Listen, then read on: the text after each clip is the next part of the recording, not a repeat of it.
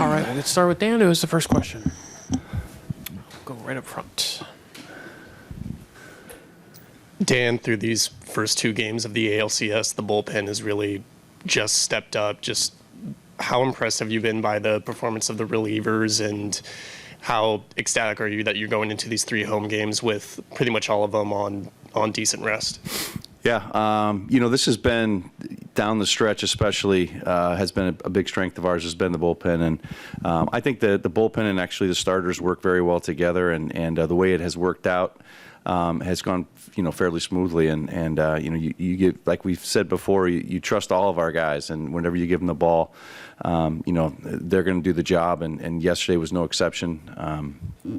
A couple of guys giving us a couple of innings was huge, and allowing the offense to kind of break it open a little bit, and so it was a good bullpen series so far, and looking for that to continue as we go forward.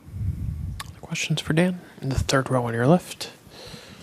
Dan, in a series and a half now, you've seen basically all your pitchers build up that postseason experience. How have you seen that kind of, get more relaxed on the mound, or be able to understand the moment a little bit more? Yeah, I mean, obviously the experience of it's huge, and we've talked about that all along. Just getting your feet wet, getting a chance to get out there and get that first one under your belt, and it does take a minute. And I think the way we've seen our guys adjust to it has been great.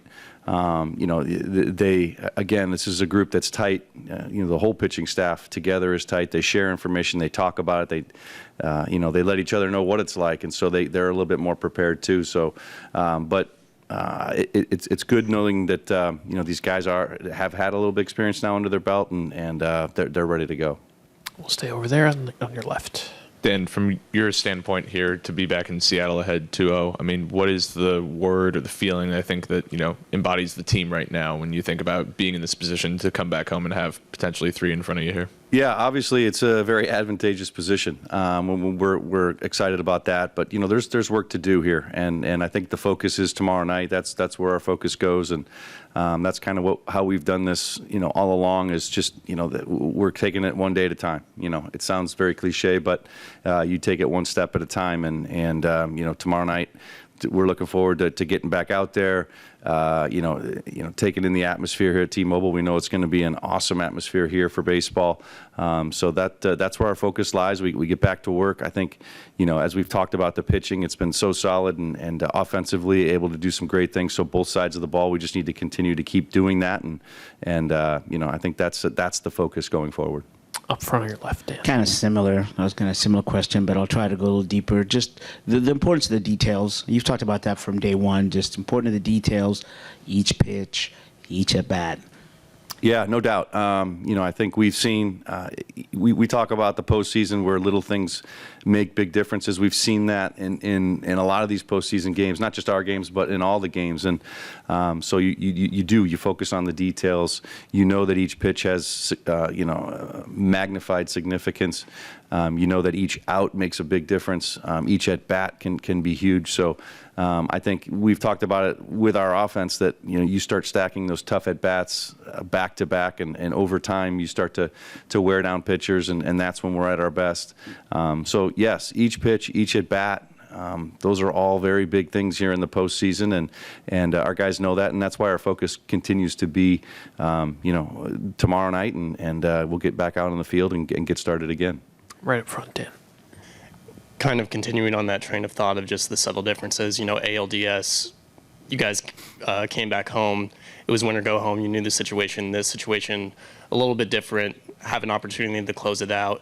Just what is the kind of difference or variation in pressure compared to having that lead with an opportunity to close it out at home compared to, win or go home? Again, I think we take the same mindset. We go out and we play good baseball tomorrow night. That's our focus, and I think that's where we're at as a team, and that's what our goal is to come out tomorrow and continue to do the things we've been doing, and that's the hope, and that's what our preparation will be, geared towards, and we'll do the things that we've been doing on the mound, preparation-wise. We'll be doing the things offensively that we've been doing preparation-wise, and we'll be ready to play at game time. Second row on your left, Dan. Dan Bryan's going to be up here in a little bit, and I'm just wondering A, if there's any updates with him, and B, just how vital he is to you guys going forward, even on a limited pitch count. Yeah, I think all reports have been good as we had expected, and continues to make his progression. Obviously the live ABs the other day was a big step for him. He felt pretty good yesterday. I think he's going to get out and throw again a little bit today. Getting him back, one of the guys that has really led this staff this year, obviously will be huge for us. And whatever that looks like as we get into the later part of this series, but getting him back and getting him healthy is the key. And he's getting close. And the third row on your left. The Blue Jays are a team that don't strike out, but then your pitching staff dominates the zone, right? So this has set up this really interesting kind of chess match. The Blue Jays hitters have said they don't mind going down 0-1 because they'd rather and not swing at a pitcher's pitch early in the count because they'd rather be 0-1 than 0-for-1. So how important is executing that first pitch for your pitching staff? How pleased have you been with how that's gone? Yeah, I think that is what we talk about a lot as an organization, is winning that 0-0 pitch, and the quality of that pitch is certainly important. But getting strike one is big, and we've talked about controlling the count and how different it is when you're ahead in the count. And I think with the hope being that even if it's a team that doesn't strike out as much, you're hoping to get weaker contact. When you're ahead in the count, you're going to get weaker contact. So I think our guys have done an outstanding job of getting ahead and doing that, and that's what we will continue to prepare for and keep doing as we go along in the series. Second row up front, Dan. Dan, having that advantageous position, it feels like maybe your group of guys, more than most, understand that situation. That there's a good group over there, that they're not going to take it lightly. They're going to keep grinding and all that. What is it about your guys that, they're still going to be locked and they're not going to let this 2-0 lead kind of get ahead of itself or anything like that? Yeah, I think that's who these guys are.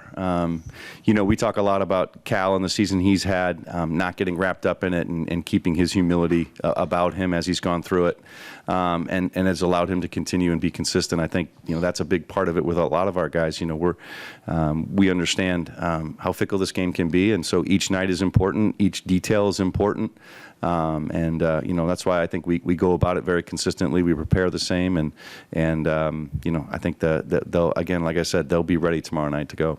And the third row on your left, Dan. Dan, we saw how the matchups between the hitters and the relievers kind of evolved in the ALDS, which with every single outing and every single game.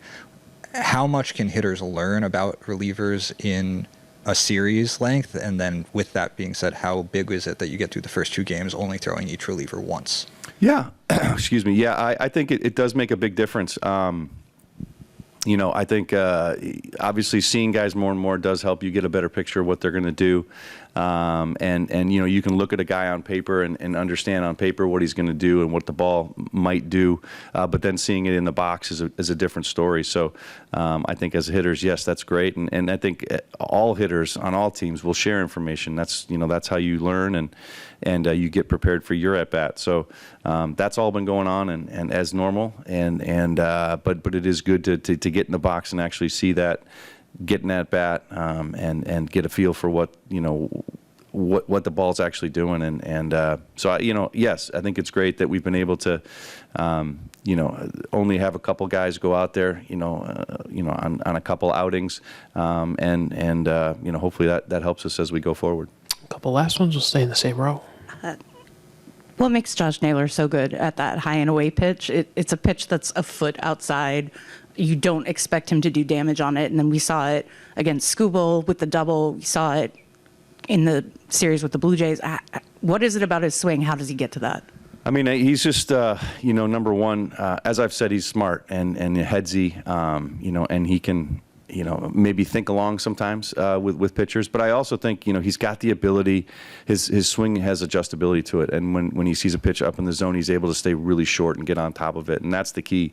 You're right, that the double off of Skubal was huge, to be able to go up there off of the velo that he was throwing and to be able to hit that to left field like that, that really requires you to get on top of the ball, and we've seen him do it over and over again, and that's just because his swing is so adjustable.